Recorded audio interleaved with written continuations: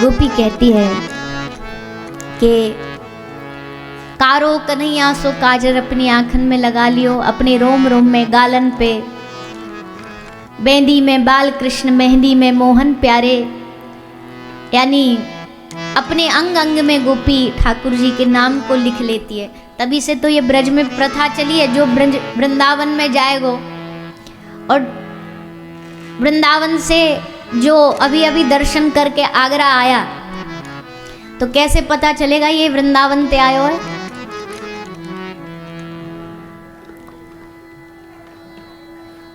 सबरे एकदम छपके आमे वहां थे, समझ में आ जाए ये फलानी जगह घूम के आए, ठप्पा लग जाए उन पे कि अब ये राधे राधे वाले है गए, अब ये राधा रानी वाले हो गए, तो यहाँ छाप देंगे, यहाँ छाप देंगे, यहाँ छाप देंगे। और छोटे छोटे बच्चा और घूमते रहते हैं वो हाथ में लेके, तुम पैसा ना भी दो, अरे बाबूजी लगवा लो, बाबूजी लगवा लो, अरे मत दियो पैसा मत दियो। ब्रज के बालक बोलने में बड़े चतुर हैं, ऐसी बात बोले सामने वालों को फिर करवानी पड़े। बोल बाबूजी 10 रुपया के नहीं इतना कर रहे हो, ले फ्री में लगा देंगे। अब जब लगा दे तो फिर आदमी को लगे अरे चल लगा दियो, 10 रुपया दे दो। अब ये चतुराई ठाकुर जी ते सीखी है इन सबन ने।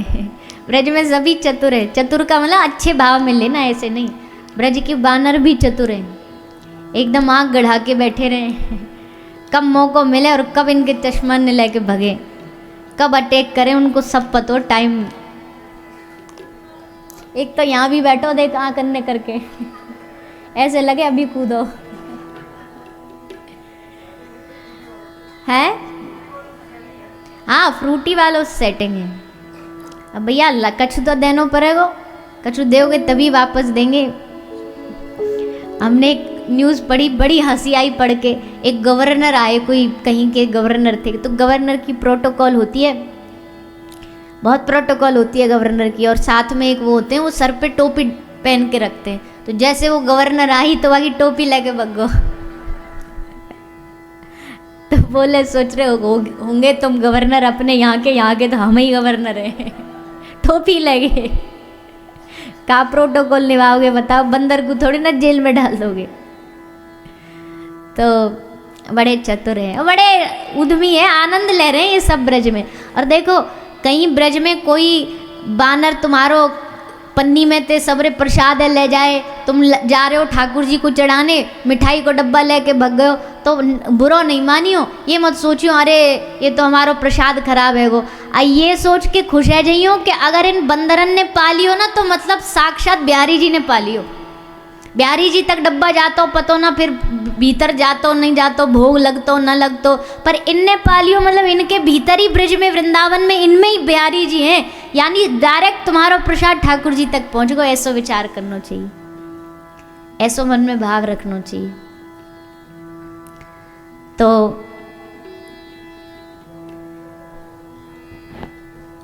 ब्रज की गोपी, ब्रज के ग्वाला, नंद बाबा, यशोदा मैया सब महाराज खूब आनंद ले रहे हैं लाला के जन्म को। चमत्कार सा हो गया, लोगों हो गई बात निराली, और रात ही रात में नंद बाबा की दाढ़ी है गई काली। आनंद में भूल गए कि हम इतने बरस के हैं, याद ही नहीं है, ठुमका लगा लगा के नाच रहे हैं। ग्वाल बालन ने पटका लियो, बाबा के कमर में बांधो, बरसाने वाले धरते लग गए, और राधा रानी के पक्ष वाले एक तरफ लग गए, कन्हैया के पक्ष वाले एक तरफ लग गए, और बाबा को पकड़ पकड़ के नचा रहे हैं। जैसे कोई मथनी कर रहे हो ना, घुमा रहे हो, वैसे बाबा घूम रहे हैं, झांते वहाँ झांते वहाँ झांते वहाँ, सब आनंद ले रहे हैं। वादित्रानी विचित्रानी, बोले अब इतनी भीड़ में इतने वाद्य कहाँ से आए, और सबको वाद्य बजानो भी ना आवे। वाद्य मतलब इंस्ट्रूमेंट्स। अब ब्रज में कहा कर रहे हैं वादित्रानी विचित्रानी, बोले विचित्र विचित्र वाद्य बजा रहे हैं, कहीं पे ढोलक नहीं है, कहीं पे तबला नहीं है, तो कोई अपने पेट को ही बजा रहे हो, कोई सामने वाले के सर को ही बजा रहे हो, कोई मोड़े ते ही हा हा हु आवाज निकाल रहे हो। भाई कन्हैया के उत्सव में हम भी गाएंगे, मनसुखा गा रहे हो बेसुरो एकदम, पर हम भी गाएंगे। दूसरा बोला चुप है जा, कानन में दर्द है रहे हो। बोला ना आज तो कन्हैया आयो, आज तो मैं चीख चीख के गाऊंगा, जा सुनो सुनो ना सुनो घर चले जाओ। वादित्रानी विचित्रानी, नए नए वाद्य बजाए जा रहे हैं। ब्रज में विचित्र दशा चल रही है। चार मुख वाले ब्रह्मा जी आए, ब्रज के ग्वाला ब्रह्मा जी के पीछे पड़ गए थे, चार मोड़े वारो जारो। ऐसा ब्रज ने कभी देखो नहीं, कभी ब्रज के लोग बड़े बेचारे भोले वाले ने दुनिया नहीं देखी। आज भी कोई अंग्रेजन पहुंच जाए ना, कोई अंग्रेजन पहुंच जाए तो ऐसे देखेंगे जैसे कोई दूसरे ग्रह से पधारे हो। अरे भैया देख तो, चार मोड़े वारो जारो है, पकड़ो पकड़ो, या ब्रह्मा जी के पीछे लग गए। सबरे ब्रज में आनंद बरस रहे है, सब गा रहे हैं नंद के आनंद भयो, सब खूब आनंद ले रहे भैया। और ऐसा वर्णन आता है कि महीनों महीनों तक ये उत्सव चलता ही रहा। एक दिन का उत्सव नहीं था, हमारे जैसा एक दिन मना लिया ऐसा नहीं, महीना महीना भर ये उत्सव चला, सबने खूब आनंद लिया। सब देवी देवताओं का भी आगमन हुआ है।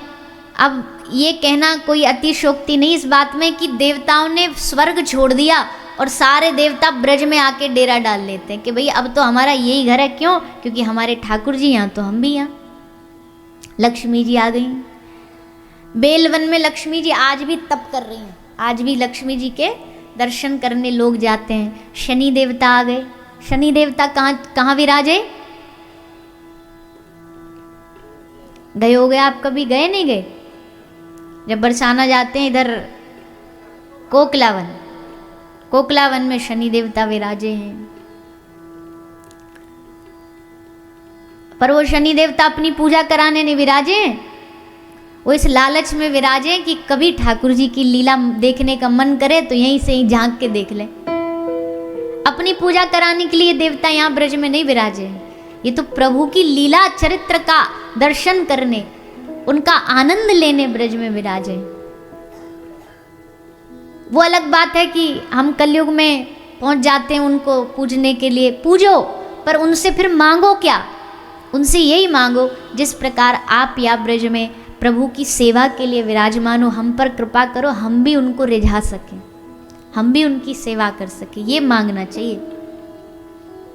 महादेव हैं ब्रज में, घट घट में हैं, हर जगह हैं, कामेश्वर, चकलेश्वर, भूतेश्वर, गोपेश्वर, आशेश्वर, ये सब महादेव हैं ब्रज में। ये भी इसी आशा में विराजे हैं, ठाकुर जी की लीला जब भी होगी, रास होगा तो हम पहुंच जाएंगे दर्शन करने। उद्देश्य सबका यही है, उद्देश्य भगवान है। देखो गोपियों ने भी कात्यायनी माता की देवी की पूजा करी, पर उद्देश्य उनका क्या था? पतिम में कुरुते नमः, हे माता, हे देवी, हमें कृष्ण मिले पति रूप में, ऐसी कृपा करो। एक जो वैष्णव होता है ना भैया, वो अगर देवी माता को भी प्रणाम करेगा तो ये कहेगा, हे देवी माता कृपा करो ताकि मेरे भीतर कृष्ण भक्ति बढ़े। वो नवरात्र में भी माता को अगर प्रणाम करता है तो वो कृष्ण भक्ति ही मांगता है, वो और कुछ नहीं मांगेगा। ये एकनिष्ठ भक्त का लक्षण है, इसको अनन्यता कहते हैं। अनन्यता होनी जीवन में बहुत आवश्यक है। आजकल लोग बड़े भटके हुए हैं, आजकल लोगों को एक भगवान से पूर्ति नहीं होती, वो बैकअप रखते हैं साथ में। घर में मंदिर में ऐसी भीड़ लगा के रखते हैं जैसे कोई भगवानों का एग्जीबिशन चल रहा हो। और ये बड़ी गंदी आदत है। जिस तीर्थ में गए वहां से एक मूर्ति ले आए, जिस तीर्थ में गए एक फोटो ले आए, लाके मंदिर में रख दी, जहां गए वहीं से ले आते। मंदिर में कोई भीड़ थोड़ी लगानी है आपको। अपने मंदिर की शुद्धता, पवित्रता, अनन्यता बनाए रखिए। मंदिर में बहुत सारे देवी देवता रखने की आवश्यकता नहीं होती है। आप एक अपना आराध्य रखिए, एक गुरुदेव का चित्र रखिए, काफी है। बाकी सब उन्हीं में समाये हैं, उन्हीं में सब देवी देवता, 33 कोटि देवी देवता सब हैं। ऐसा भाव रखना। अब हम 5 तो रख दिए, अब कई लोग के घर में तो ऐसी हालत होती है, ठाकुर जी ऐसे चिपक चिपक के बैठे रहते हैं, हनुमान जी नेक सी अपनी गदा घुमाएं तो सीधे भगवान शंकर को लगे, शंकर जी का त्रिशूल देवी मैया में लगे, इतने फंसा के रखते हैं।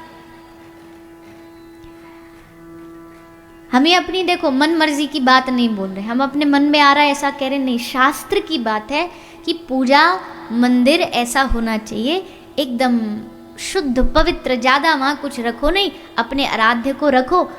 वो इसलिए है क्योंकि मन एक जगह लगने पर ही मंजिल मिलती है। एक जगह मन टिका के रखने पर ही मंजिल की प्राप्ति होगी, भटकने से नहीं होगी। और अगर किन्हीं के घर में पहले से हैं बहुत सारी मूर्ति पुराने टाइम से, तो उनका रख भी रहे हो तो थोड़ा लेवल का ध्यान रखो। लेवल का मतलब अब देवी देवताओं को भगवान के बराबर में नहीं बैठा सकते आप, संकोच होता उनको। हनुमान जी को अगर राम जी के बराबर में बिठा दोगे, बताओ वो अच्छे से बैठ पाएंगे?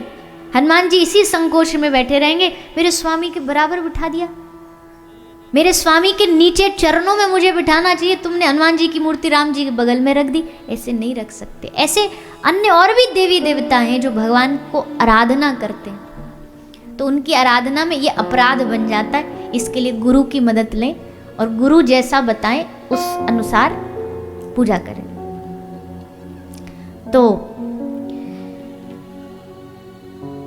सब आए ब्रज में, देवी देवता पधारे, भगवान भोलेनाथ पधारे दर्शन करने के लिए।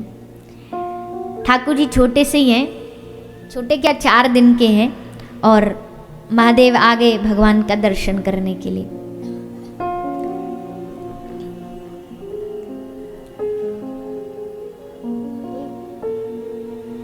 महादेव आगे दर्शन करने के लिए। महादेव को लगा कि भैया ऐसा मौका, ऐसा चांस बार बार नहीं मिलता है। भगवान को भगवान रूप में तो बहुत बार देखा है हमने, आज बाल रूप में देखें। आ गए महादेव, आकर के मैया से द्वार पर भिक्षाम देही निवेदन किया। और जैसे भिक्षाम देही का निवेदन किया तो माता यशोदा बड़ी खुश हुई। दरवाजे पर संत पधारे हैं, साधु पधारे हैं। हमने कल भी कहा था, कोई घर में बड़ा वीआईपी पधारे उससे ये मत समझना कि आज कोई हमारा दिन अच्छा हो गया, पर जिस दिन कोई साधु पधारे समझना आज हमारे इस घर के भाग्य खुल गए, कोई संत आया। मैया साधु सेवी थी, नंद बाबा साधु सेवी थे, और दोनों ने ही साधु सेवा इतनी करी कि उनका फल ऐसा मिला।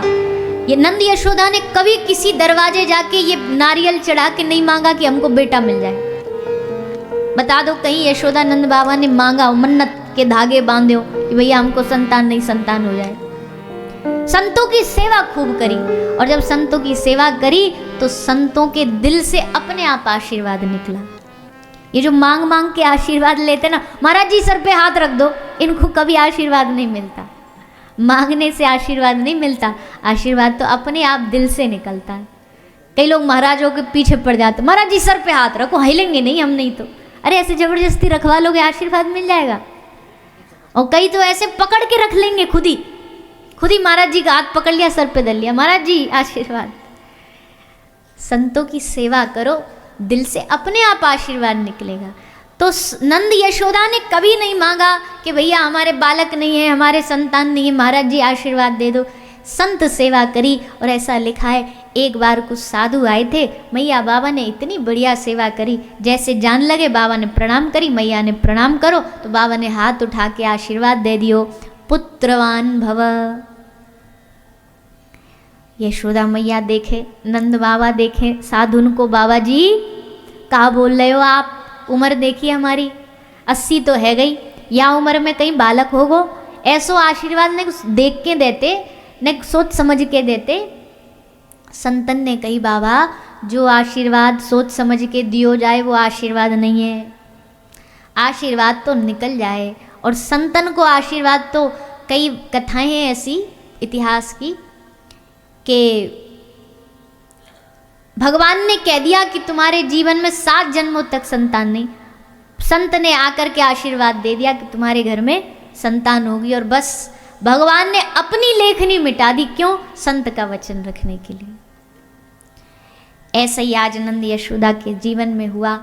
उनकी कृपा से, साधु सेवा से उनके घर में लाला पधारे हैं। तो आज मैया को जब पतो लगी बाहर एक बाबा जी आयो, मैया बड़ी खुश हुई, भाग के गई, दौड़ के गई।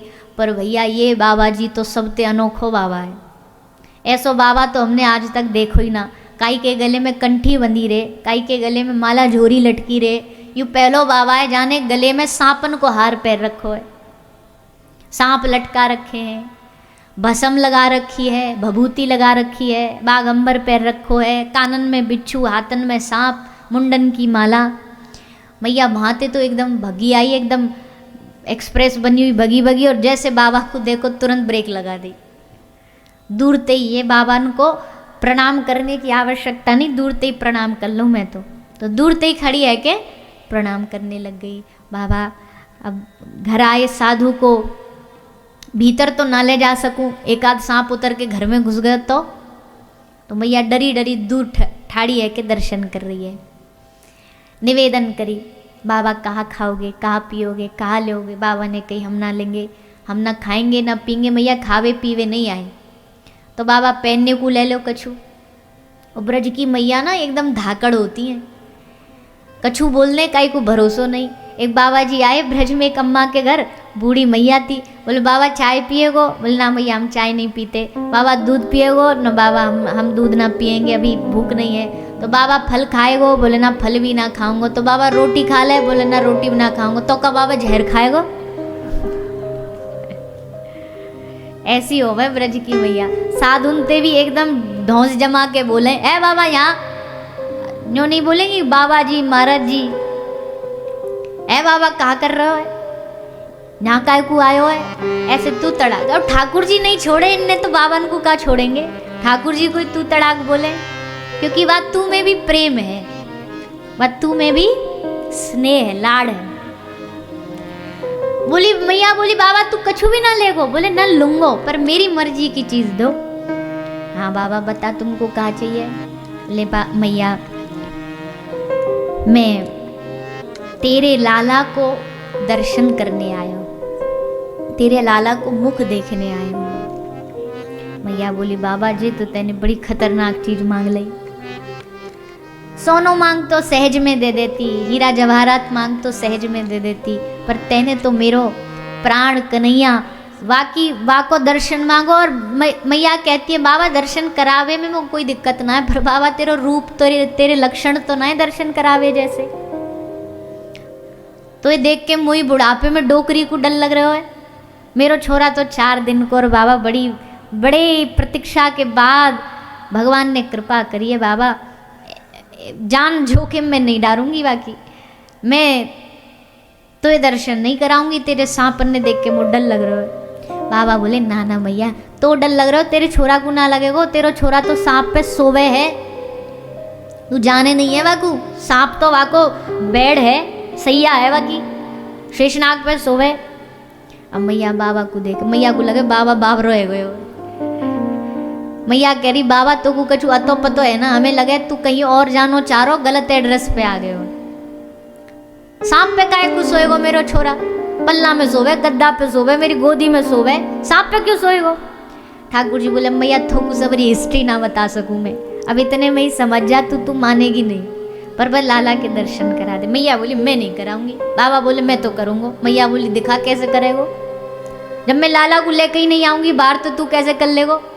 बाबा बोले तू जाने नहीं मैया, हम योगी हैं, योगी की हट बड़ी खतरनाक होती है। मैया बोली बाबा तू भी मोको जाने नहीं, मैं ब्रज की डोकरी हूँ और मेरी भी हट काई ते कम नहीं है, मैं नहीं दर्शन कराऊंगी। सो महाराज दोनों एकदम आर पार की लड़ाई में ठाड़े गए। मैया भी एकदम अड़ी खड़ी हैं और बाबा भी अड़ी खड़े हैं। अब बीच में फंस गए कौन?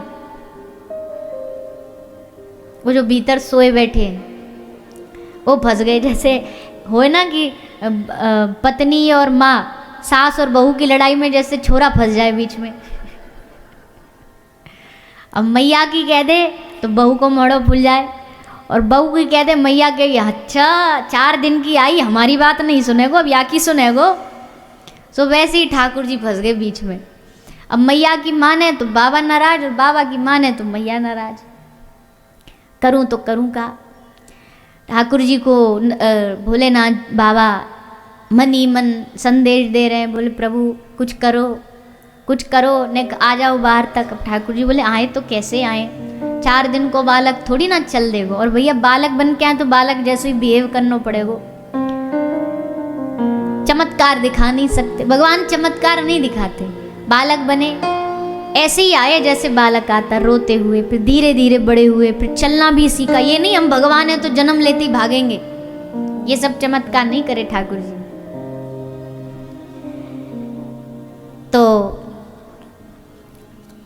श्री भोलेनाथ जी ने भगवान को प्रार्थना करी, निवेदन करी।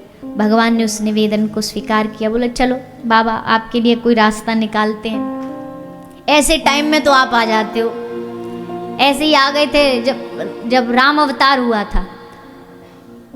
अब हर अवतार में पहुंच जाते हैं और रूप ऐसा कि भीतर एंट्री नहीं मिलती, फिर कुछ ना कुछ कहानी बनानी पड़ती है। काक भुसुंडी जी को साथ लेके आए थे, वहां घुसने नहीं दिया इनको अयोध्या वालों ने, तो क्या करें। काक भुसुंडी जी तो बड़े महाराज बुद्धिमान, बोले एक काम करो आप बैठ जाओ सरजू नदी के तट पे और हम आपके लिए भक्तजन इकट्ठे करते हैं। भक्तजन कैसे इकट्ठे करें, भोलेनाथ जी को बना दिया एक भारी ज्योतिषी, और जो जा रहा है ना अयोध्या की ओर, दशरथ जी के महल की ओर दर्शन करने, सबको काक भुसुंडी जी बुला बुला के ला रहे, आओ आओ आओ देखो सरयू नदी के तट पे बड़े पहुंचे हुए महात्मा पधारे, तुम्हारा भूत भविष्य सब बता देंगे। अब तो महाराज वहां तो लाइन लग गई, भूत भविष्य तो सबको जानना रहता है, सब पहुंच गए।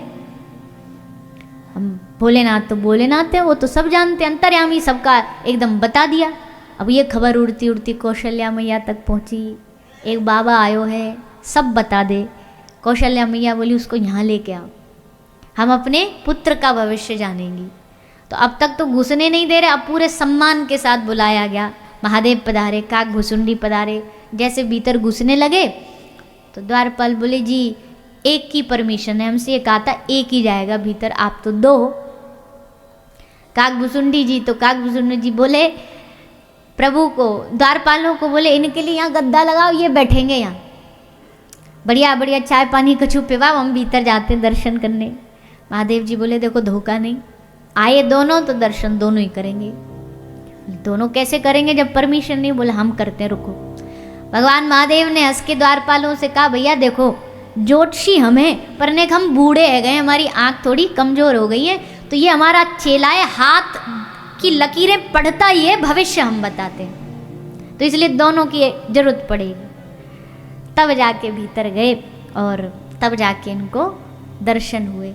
तो ऐसे ही आज प्रकट हुए नहीं कि आगे दर्शन करने, फिर भी भगवान ने एक योजना बनाई भगवान महादेव से मिलने के लिए।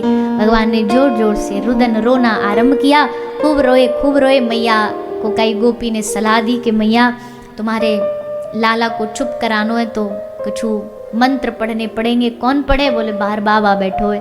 तो मैया लाला को फिर लेकर के आई और तब श्री भोलेनाथ जी ने लाला को गोद में लेकर के आशीर्वाद दिया। मैया तेरो लाला खूब आगे बढ़े, खूब तेरी सेवा करे, खूब या को नाम होए सारी दुनिया में, खूब भक्तन को प्रिय बने, ऐसो आशीर्वाद देके बाबा भोलेनाथ विश्वनाथ वहाँ से विदा हुए। इस प्रकार महादेव का और ठाकुर जी का मिलन हुआ। छठी पूजी गई, पूतना आई। कंस ने पूतना को भेजा। पूतना आकर के श्री ठाकुर जी को मारने का प्रयास करती है। जैसे आई इतना सुंदर रूप बना के आई कि सबरे कन्हैया भूल गए और वही देखे। ठाकुर जी कह रहे हैं अच्छा उत्सव में हम हैं मुखिया और हमको छोड़ इनको देख रहे हो। उनकी ओर देखे जा रहे हैं। भागवत जी में लिखा कि ब्रजवासी समझने लगे लक्ष्मी पधारी है, साक्षात लक्ष्मी जी आई। यशोदा मैया कह रही अरे ने और देर बाद आती तो यही को अपने छोरा की बहू बना लेती, कितनी सुंदर है बहू। ठाकुर जी मनी मन कह रहे रुक जा मैया, अभी तो तेरी बहू को विकराल रूप दिखाऊं। ने थोड़ी देर इंतजार कर, अभी तो सुंदर बन के आई है, अभी दिखाऊं कैसे राक्षसी बने, अपने असल रूप में आवे। तो पुतना आई, लाला को गोद में लेकर के स्तन से दूध पिवावे लगी और पिलाते पिलाते ठाकुर जी ने वाके प्राणन को खींचना शुरू करो। प्राण खींचे तो घबरा के कन्हैया को लेके उड़ गई।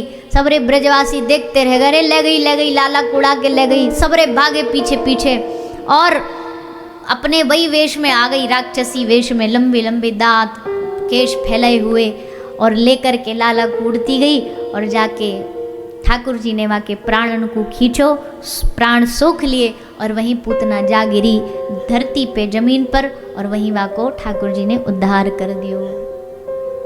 इस प्रकार पूतना पर ठाकुर जी ने कृपा करी। फिर सक्टासुर तृणाव्रत आए, इन पर भी ठाकुर जी ने कृपा करी। इन सब दैत्यन को दार करो। इन सब दैत्यन को नेक्स्ट शॉर्ट में ही निपटा दें हम, क्योंकि आगे ठाकुर जी की लीला भी है। भगवान को नामकरण हुआ, श्री गर्गाचार्य जी आए, आके लाल जी को नामकरण करो। अनेक नाम रखे गए पर एक नाम विशेष कृष्ण रखा गया। क्यों? ये सबके चित्त को चुराते हैं, सबके मन को चुराते हैं, ऐसे श्री कृष्ण नाम को रखा गया है। फिर हमारे चैनल को सब्सक्राइब करें और जुड़े रहें